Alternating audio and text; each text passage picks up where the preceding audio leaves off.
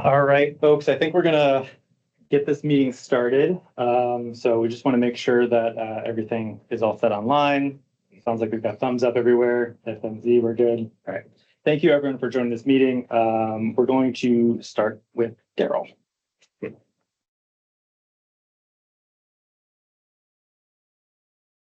Hi, everyone.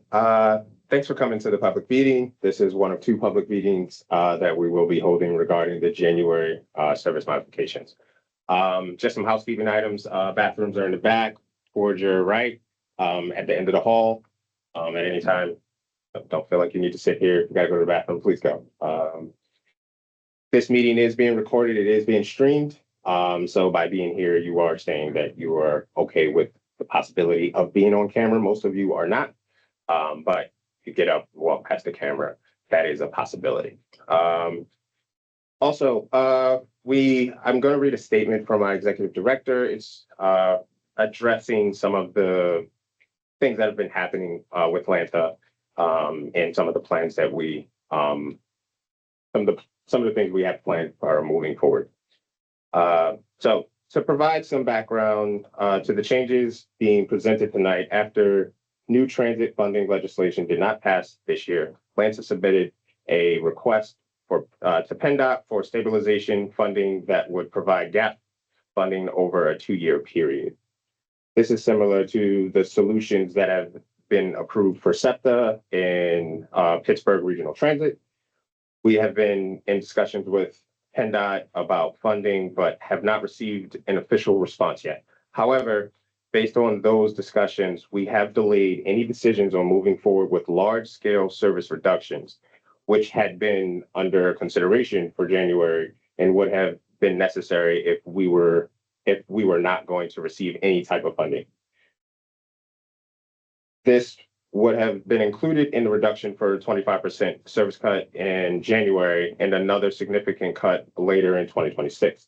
We're optimistic that we will not need to make those significant cuts, and instead we're moving forward with a 2-year stabilization plan that includes the smaller scale service adjustments to be presented tonight. The January 2026 changes, which represent a reduction of approximately about 5% of the plan. We feel it's necessary to move forward with that plan because regardless of whether or not we receive the 2-year stabilization funds from PennDOT, we need to implement some level of service reductions. First, because any stabilization funding we receive will be short-term funding, and we really do not know if any enhanced funding will be coming after that. Also, we feel it's necessary to begin to adjust our service to a level that can be maintained given what we feel is the feasible level of funding going forward. And thank you for participating in that. That's the official statement from our executive director.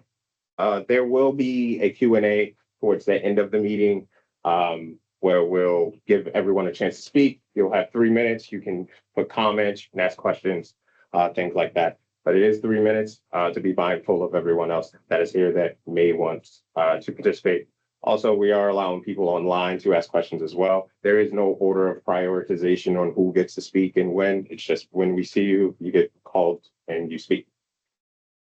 And that's my part.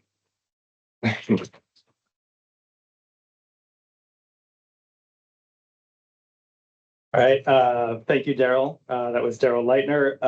I am AJ Nee, the Director of Planning and Scheduling. For those of you who are confused, I did have a name change. So I'm the former AJ Jordan, but I'm AJ Nee. Daryl just kind of went over this for our public open house. So in order to increase access to public information, we did provide this meeting at 2 times, both located here. So there's today and there's also Monday. As I mentioned earlier, it's the same information at both meetings, so you're welcome to attend this meeting or Monday's meeting. But there's no obligation to attend both, and if you do decide to attend both, it'll be the same information. We chose this location as adjacent to the second largest transit hub in the region. And then, as Daryl mentioned, all of this will be recorded and posted on our media platforms into the future, so you can review it in case you missed anything. Or for those who weren't able to attend, feel free to have them watch this after the fact and provide comments to us. Microphones will be muted throughout the meeting to avoid any confusion and background noise. And for in-house, we do ask you to avoid comments until the end. But again, we're happy to stay here as long as possible to answer any questions. We just want to make sure that we respect everyone's time and get through the formal meeting. And then we can stay later if needed. Public is encouraged to submit questions online. We received a lot of questions from the public before this meeting, but there's also an online portal where some are submitting now. For those of you who are here in person, you don't need to run off and submit them online. We'll answer your questions, so don't worry about that. As Daryl mentioned, there's the Q&A on Microsoft Teams, and I believe we're also on YouTube Live. Are we accepting comments on YouTube Live as well? Okay, yes. And then after the meeting, we're recording all of your comments here tonight. But if you think about something that you didn't get a chance to, or you want to provide additional information, or you have someone who couldn't make it, send that to surveycomments@lanabus.com, and we'll include that as part of comments here. Comments on these proposals are received through Monday, so Monday the 24th. That is next Monday. That's a pretty tight turnaround. We have had these schedules posted online, and if a comment comes in, Tuesday morning, it's not going to break the bank, but we do need to get moving forward with these. So we encourage you to review these as much as possible over the weekend and provide feedback. So our agenda for tonight, we're going to go over the Your Voice initiative and the annual service plan, talk about why schedules are changing, discuss kind of frequency versus span versus coverage, and what we do in the planning department to make sure we're appropriately using funds and providing as much service as possible. Then we're going to go over the changes route by route that we're proposing, and then we'll get to the question and answer session. So the Your Voice initiative, if you've been to previous meetings, you've seen the slide before. The Your Voice initiative is it's part of our marketing. It's an initiative that was created by our marketing team back in 2021 to make sure that we are hearing all of your voices in the way that you communicate. So if you send a comment to us on Facebook, or send it to us via email, or attend in person, or even stop us on the street and talk to a driver, we want to make sure that we're not weighing any of those comments or inputs any differently. Your voice matters, and we're not going to discredit your voice if you approach us in a way outside of the ordinary. So that's what the Your Voice initiative is about. And then we also strive to give that information back in those venues as much as possible. So if there's a platform that you're not that you would like to be using, please feel free to let us know, and we want to make sure we're reaching as many of you as possible. Yeah, I think that's it there. The annual service plan is part of Your Voice initiative. This is a cycle that we implemented again back in 2021, where we complete the annual survey in fall to get feedback. Then the planning department takes all that feedback and does some analysis over the winter months. And then we have an annual meeting in spring where we propose those adjustments to the public, and then we implement those in June. So that's the annual service plan that we've been doing the last few years. You might have noticed that the consequence of that is it leads to some larger changes in the summer months. I do think our larger changes have mostly subsided post-COVID, but we also wanted to do that to avoid any major service changes in winter. So that's the process that we went through with the annual service plan. But here we are now in winter talking about a major service change. So I want to go over why, but also express that the annual service plan is still in place. We are addressing these service changes as a result of funding, but we will still be having annual meeting in spring. We just completed our annual survey on all the buses. And so we encourage you to also come to that meeting in spring to discuss any of those changes beyond these service reductions, because even though we need to move forward with these, we still need to work on improving the system moving forward. So why are the schedules changing? I mentioned this is outside our typical time for changing schedules. We usually like to change schedules in June. Daryl mentioned this in the statement from our executive director up front, but Lanta is right sizing the service levels to match projected funding. So, Lanta is funded by federal, state, and local funding sources that subsidize operating costs. We're following a 2-year process that started in June of this year to adjust the overall service level on Lanta bus system to be in line with the projected feasible levels of funding over the coming couple years. And January changes that we're presenting here tonight represent a reduction of approximately 5% in service. Our June service changes represented a 4% reduction, and so that's where we are. There will likely be additional modifications of service levels over the 2-year period, so we encourage you to please make your voices heard outside of Lanta as well, but also in Lanta to make sure that we're all in this together and want to make this as palatable as possible. And these modifications will result in an overall service level that we feel will be sustainable moving forward. These changes are also in line with our efforts to meet our system productivity performance targets established by PennDOT.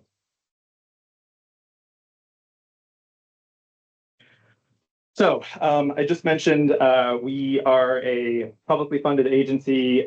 We receive funding from various sources, and that funding that we receive allows us to allocate service to the public. And in the planning department, we always have to balance between kind of three areas: frequency, span, and coverage. So frequency is the wait time that you have between buses showing up on the street. The span is the hours and days that buses are available. So how late in the evening they go, how early in the morning they start, and whether we operate Saturday or Sunday service.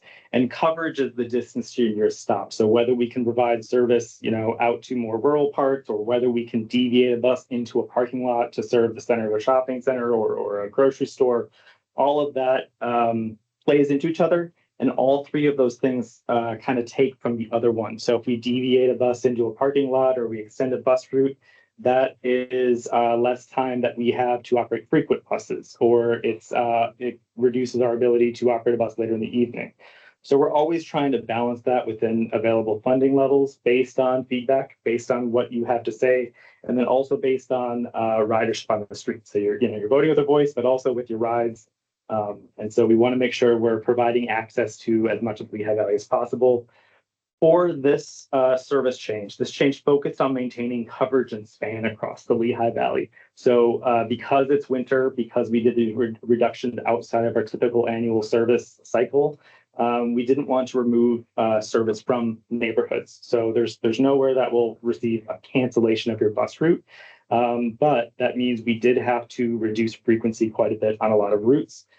So the distance between buses when you're standing out there is likely to get longer on a lot of these routes depending on the time of day. So that is the choice we made for this service change because of where we are in the annual service plan. But again, we will be having an annual meeting in spring where we can maybe talk about how to make some of those more adjustments to span and coverage as needed based on feedback we receive here. So as always, if any of these changes are affecting job access, please have your manager, your HR manager, your direct boss, the owner of your company, whoever works for the management of your company, reach out to Lanta because we do have additional assistance available to employers in some circumstances. As much as we appreciate your feedback, sometimes if an employer has a schedule that's in off hours, we can't align the bus route to that employer schedule unless we have a confirmation or agreement with that employer not to change their schedule, so that we can align that together and that bus doesn't go to waste, because it doesn't do any of us good if we put a bus route to your shift and then that shift changes and then no one's riding that bus.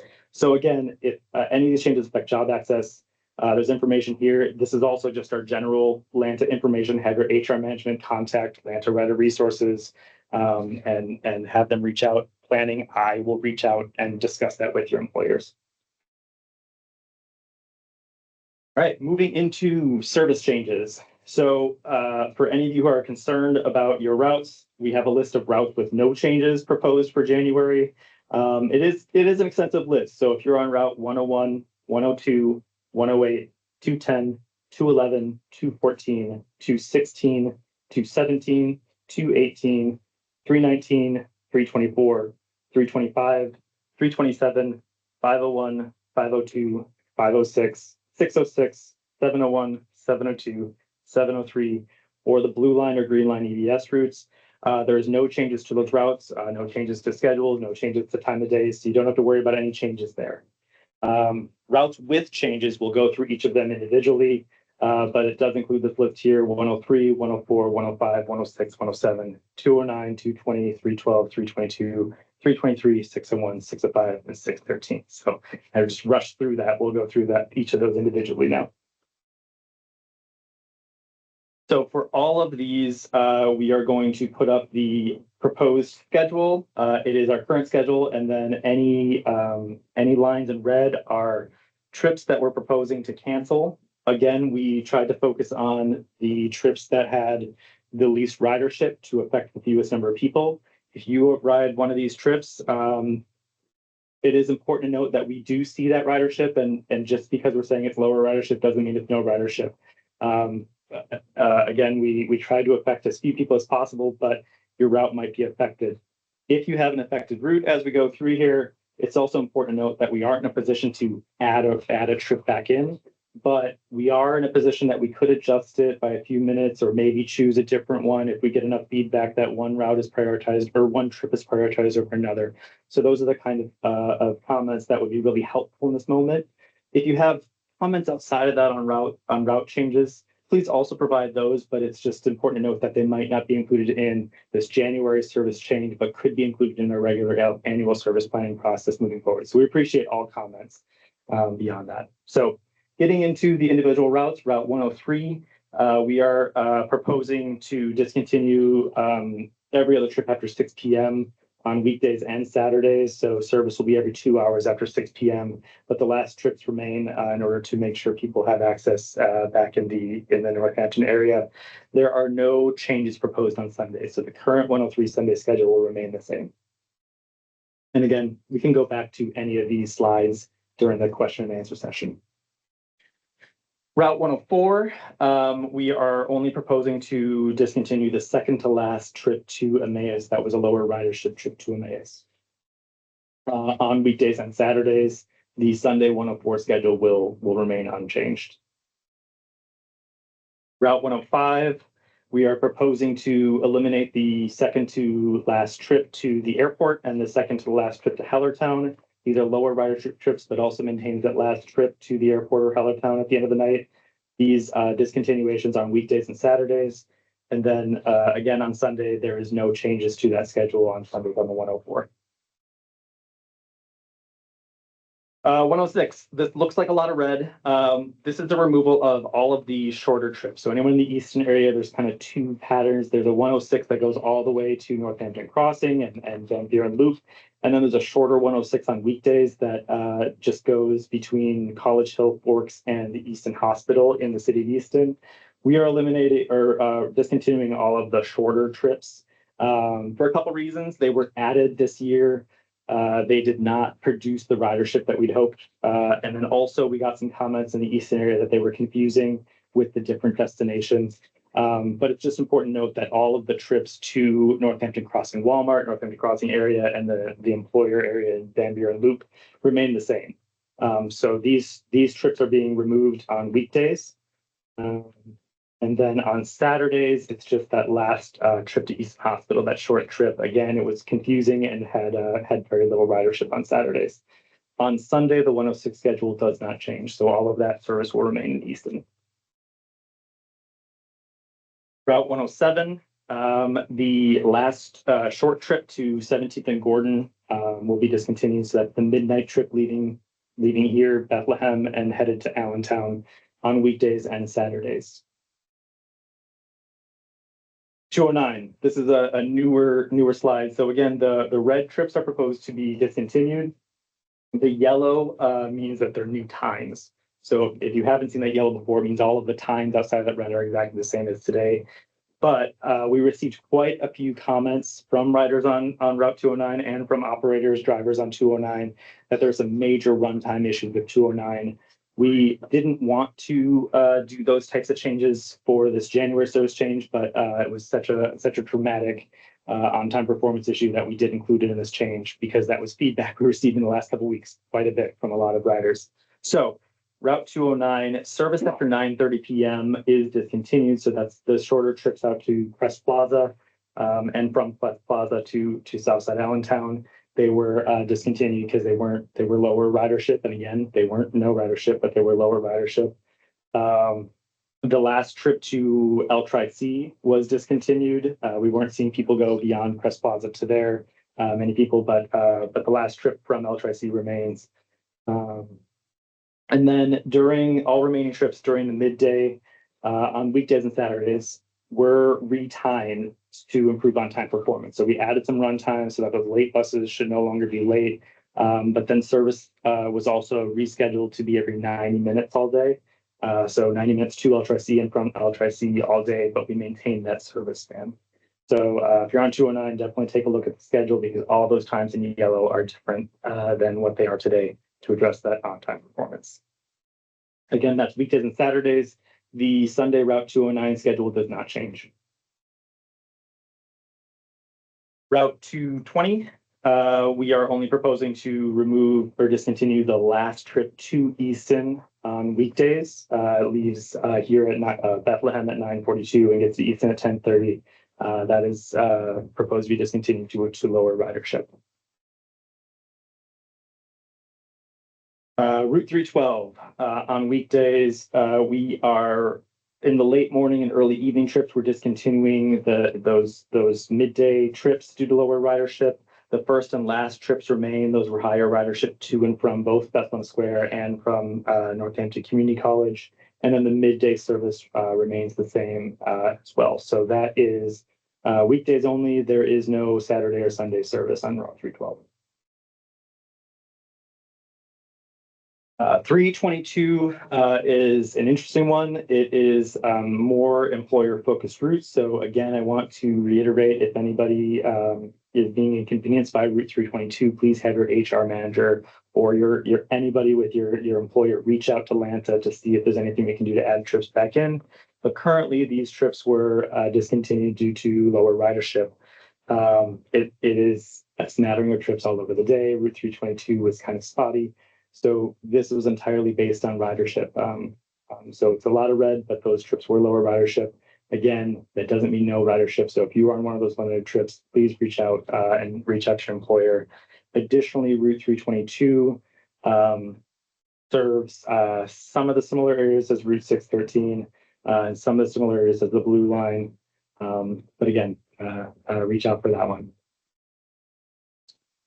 Route 323 has persistently had low ridership and was up for full discontinuation, but the remaining trips that we have on the schedule were funded by Penn State Lehigh Valley. So we appreciate Penn State Lehigh Valley for their support of this service.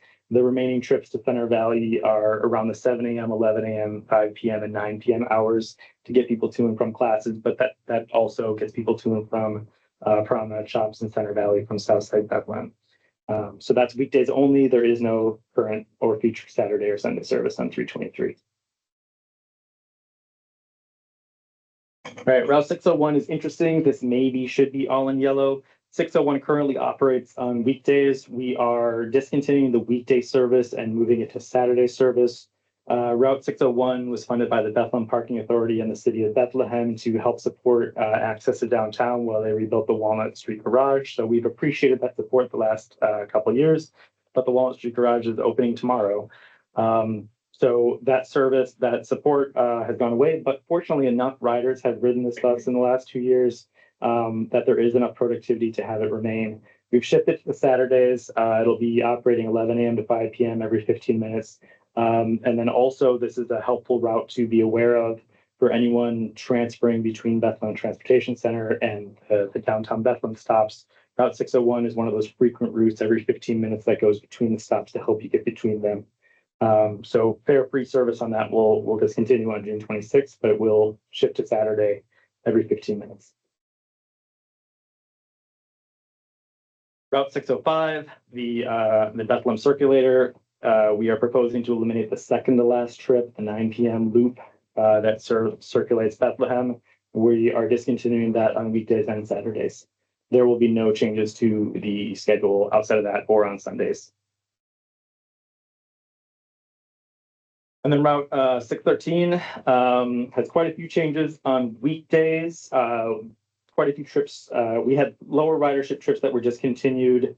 The first two trips to Commercial Center, which is the movie tavern, and the first trip to Fogelsville were discontinued on weekdays. Service between 8 and 10 a.m. Was shifted to every 90 minutes. Service service after 6 p.m. Was shifted to every 90 minutes. And the remainder of the day, service remains every 45 minutes.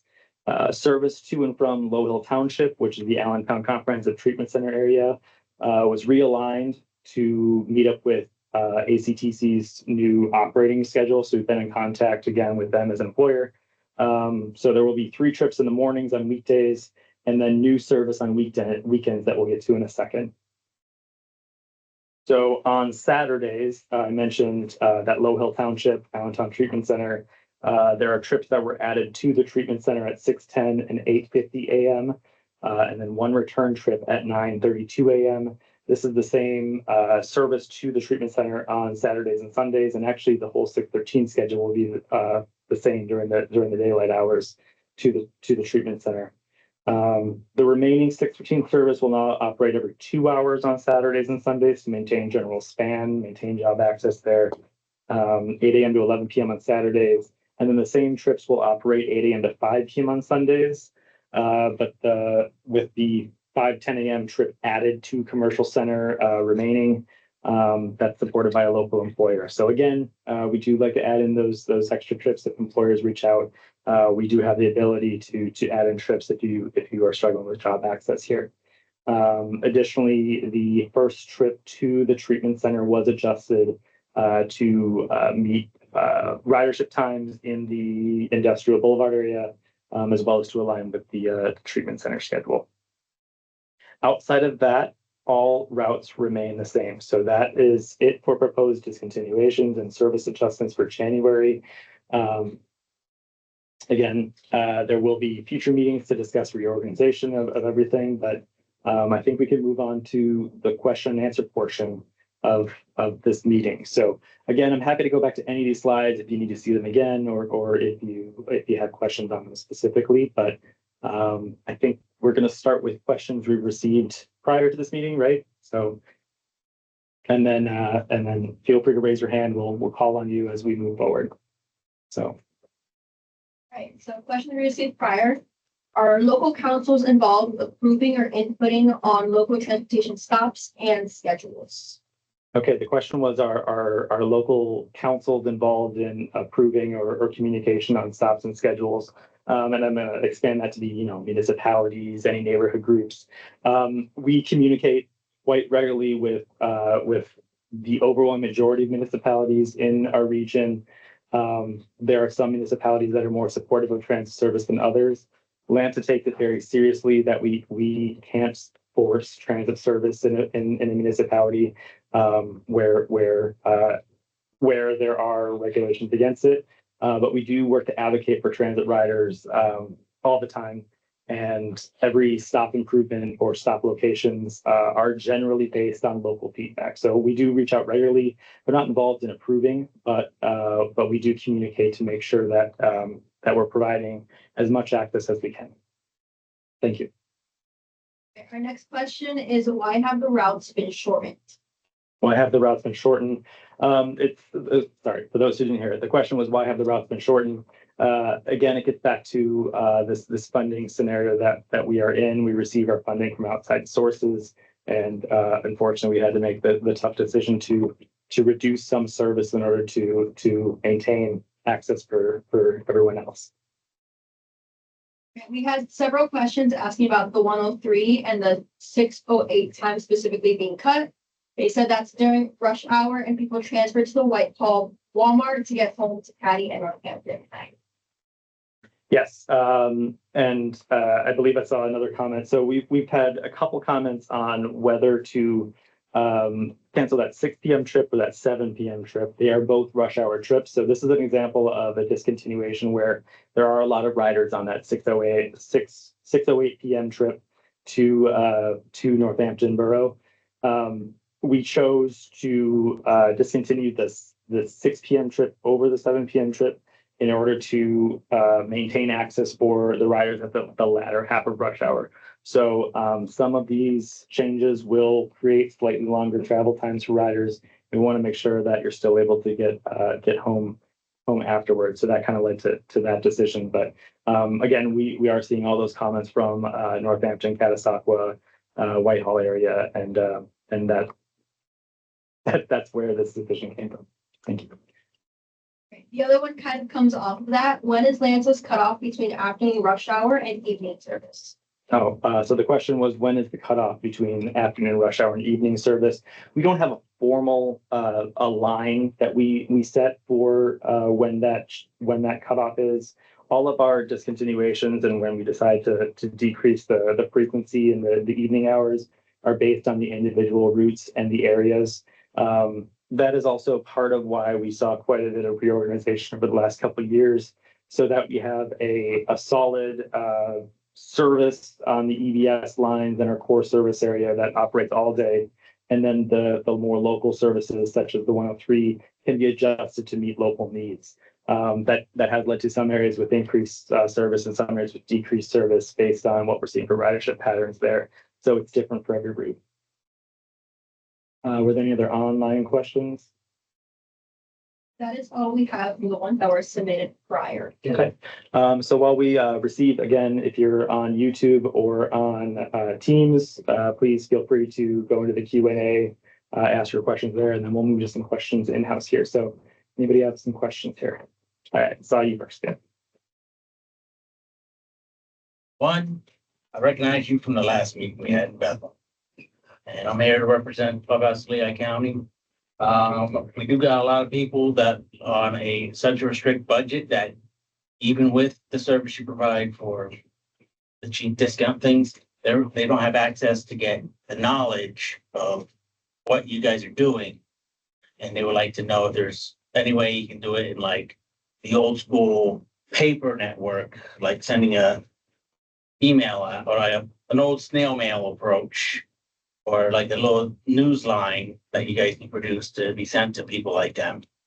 Because also the head honcho that's running Clubhouse does have an email to contact one of your people, and he's waiting to hear back on you about wanting to have one of your personnel come out to Clubhouse Lehigh County and do a educational process so that people that are disabled or medically disabled and other stuff that can't attend these meetings can actually have a connection with you guys instead of having me play middleman. Okay. I was around the bus since about 10 years. Yep. No, I appreciate that comment, and it's good to see you again. I just want to make sure that the team that's responsible for outreach, part of that team's in the room. So I just want to make sure that was heard. There's a recommendation for mailers, but also a comment on reaching out to set up training. What is the appropriate email, just to make sure that your resource has the correct email and anybody else who would like to do that? So for anything, whether it's whether you requesting schedules or whether you're requesting training for employers, whether you're a nonprofit or you just want your constituents to know, the email is community@lancebus-va.gov. Okay. And I'll repeat that for everyone online, for you to reach out to our service support team that does a lot of marketing and outreach events. That email address is community@lantabus-pa.gov. So that's community@lantabus-pa.gov. That's the best way to reach the team that can do some outreach. So I would definitely check back with Clubhouse, make sure that email that's unread went to the appropriate place. Feel free to reach back It out. was a private email from one of the higher that was given by way of the personnel in office to get in touch with one of the head honchos. Okay. Yep, we'll review that to see what we can do about that. Okay.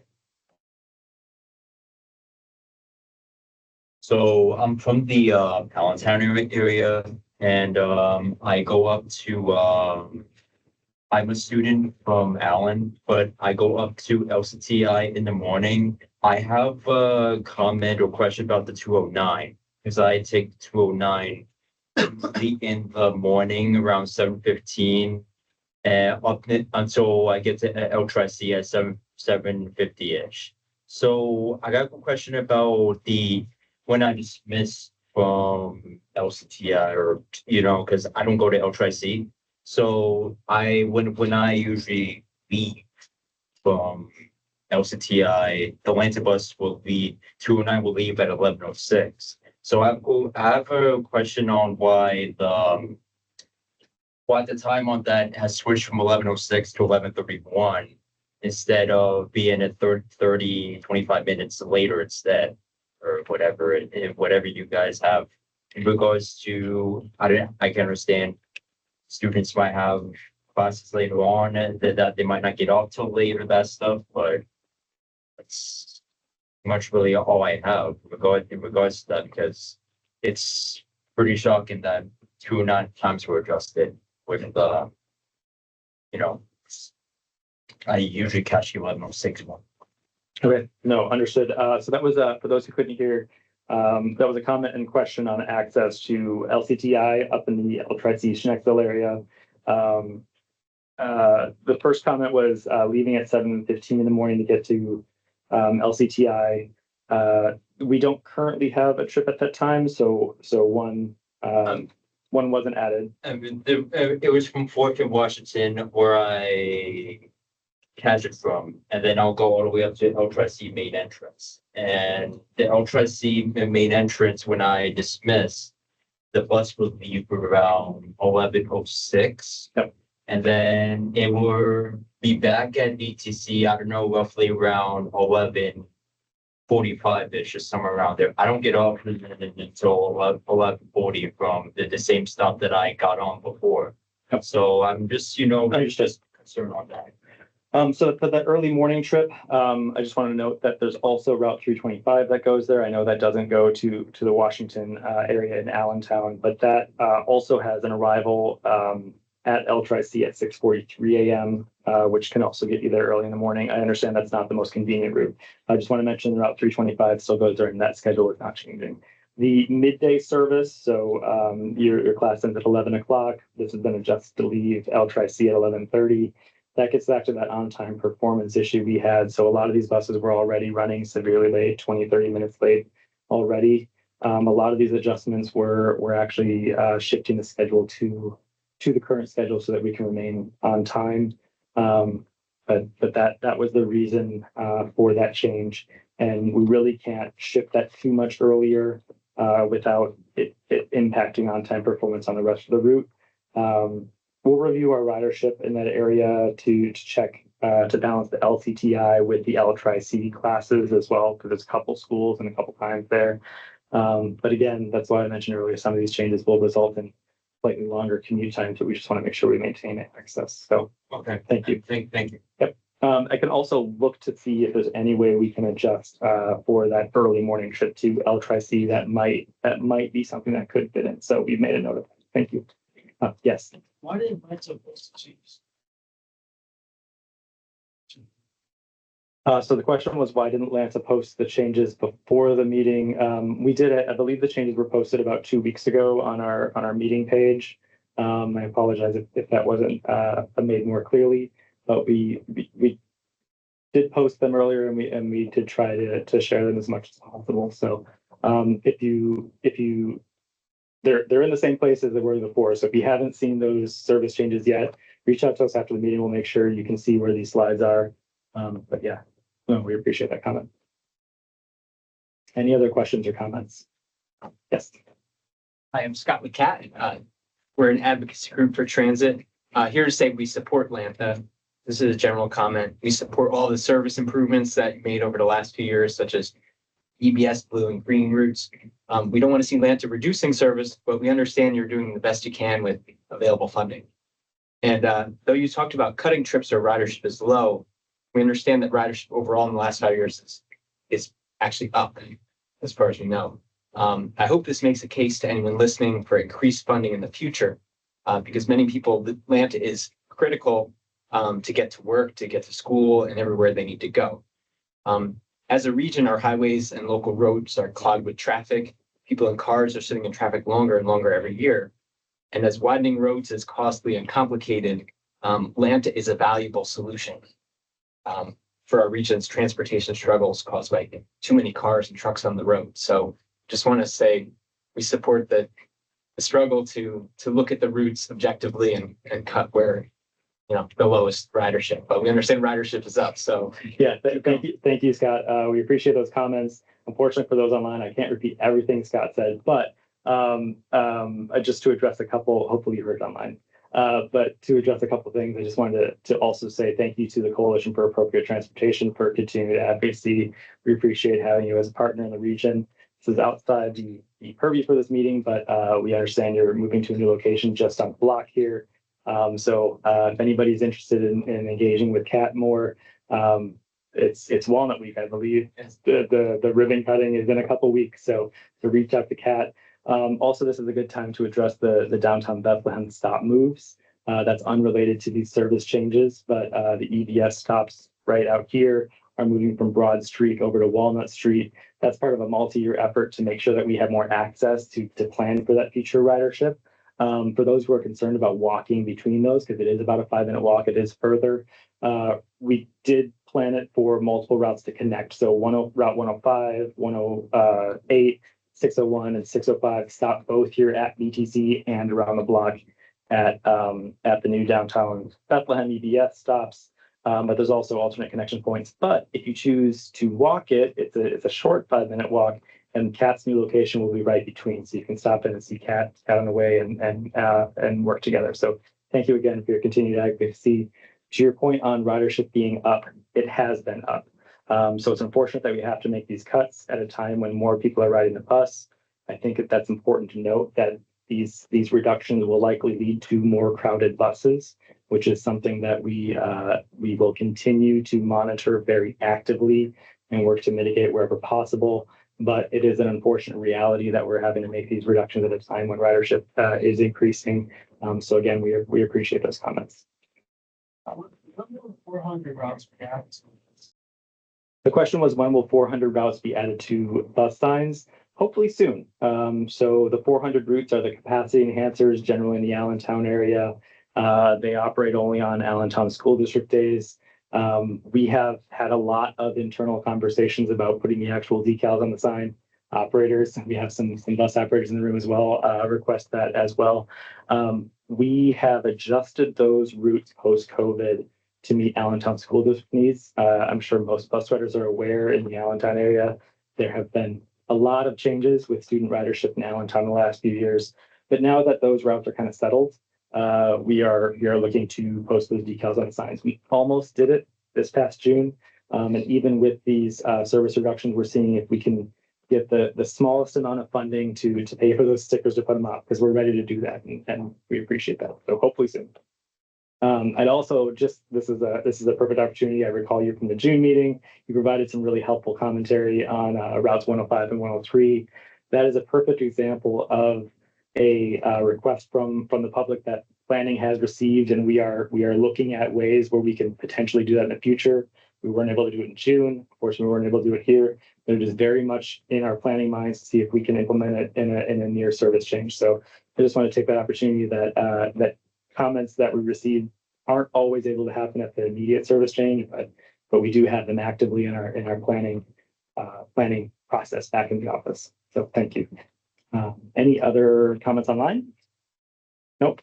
We got a comment here. I have a question about funding.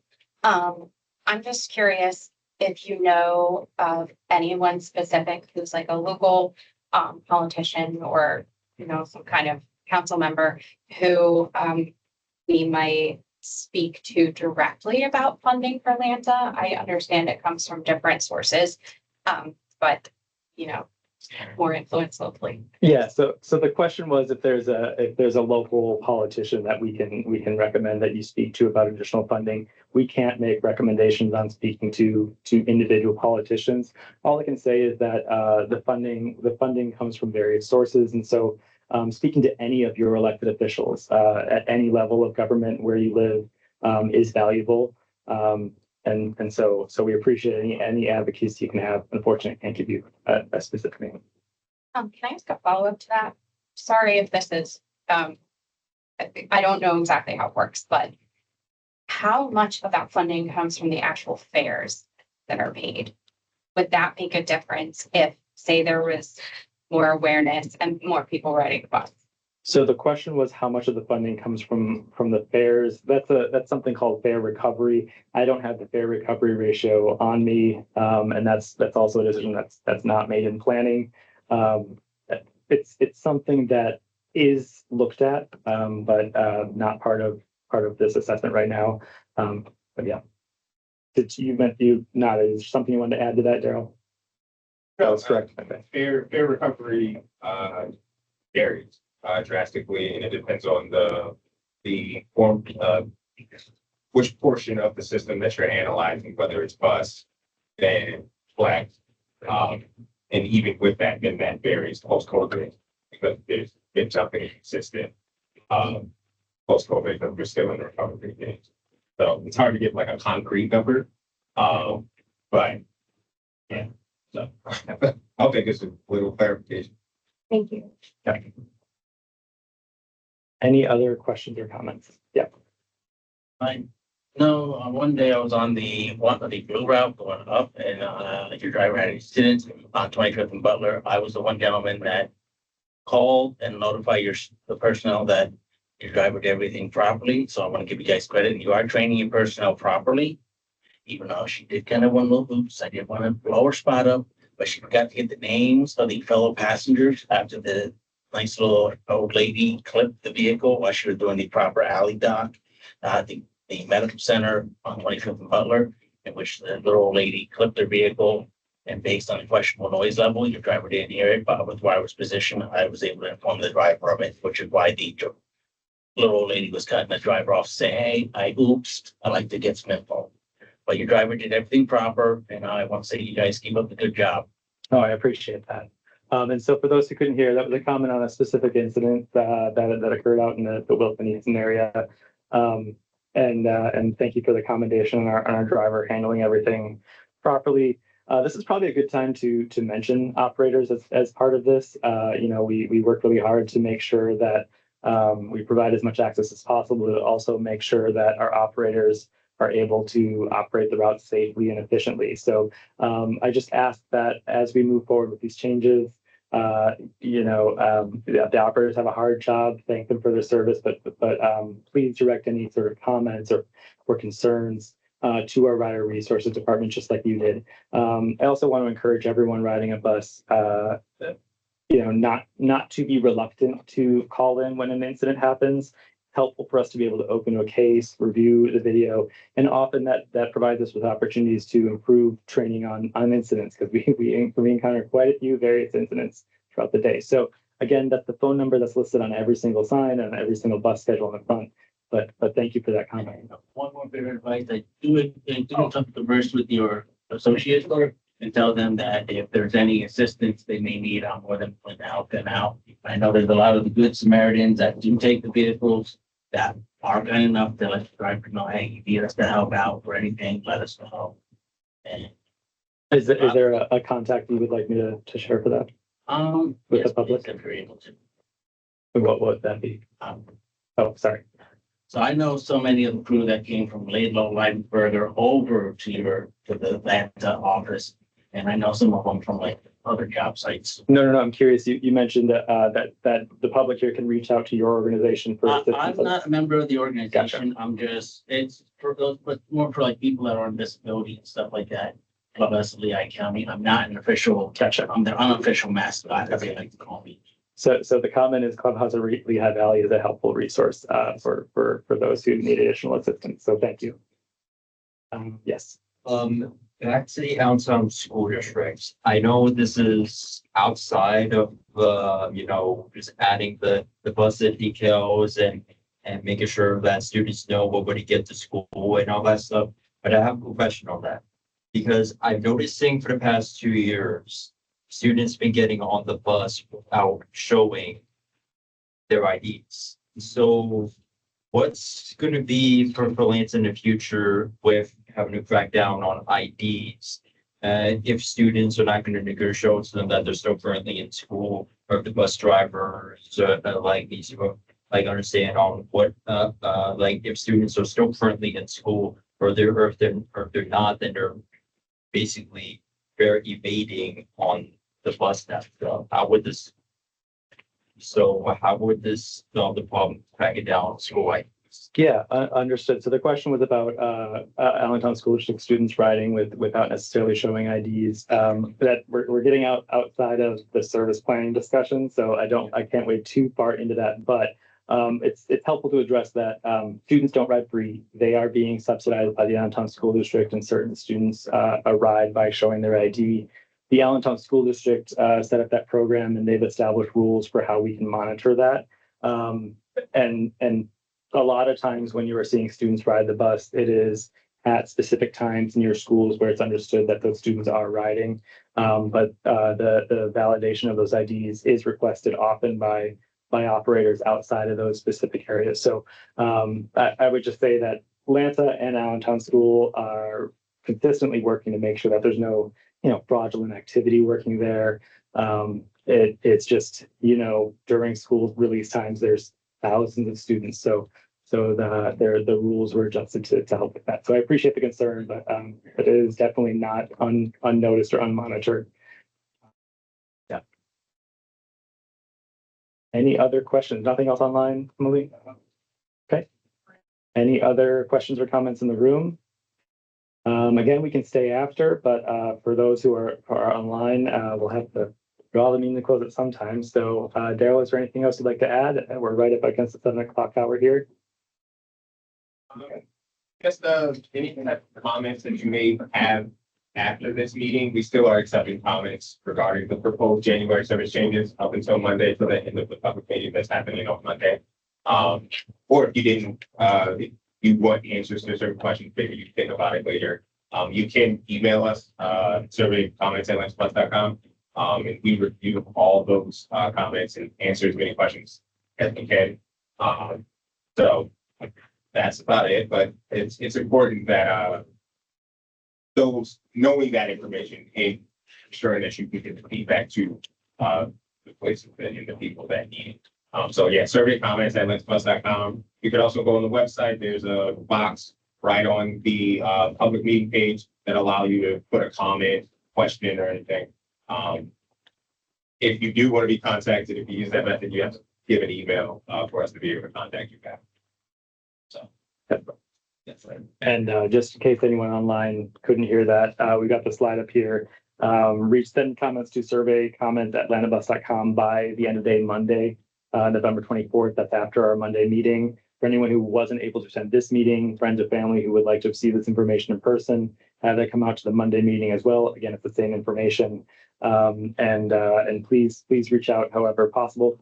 We received some comments about not seeing the changes posted. So after the meeting, we'd love to chat about for anyone who hasn't seen these schedules, let us know. We'll show you where to find them. And then also for alternate ways of sending out those schedules once the final changes are posted in November. We'd love to chat after the meeting. So anyone who wants to chat more about that, we'll stay here for a few minutes. But outside of that, thank you, everyone. We really appreciate you coming out. Thank you. It's about the 103 and 105. Is it possible to make all 105 to become 103 and invite those things on 105? That is the comment that I really want to take. There is a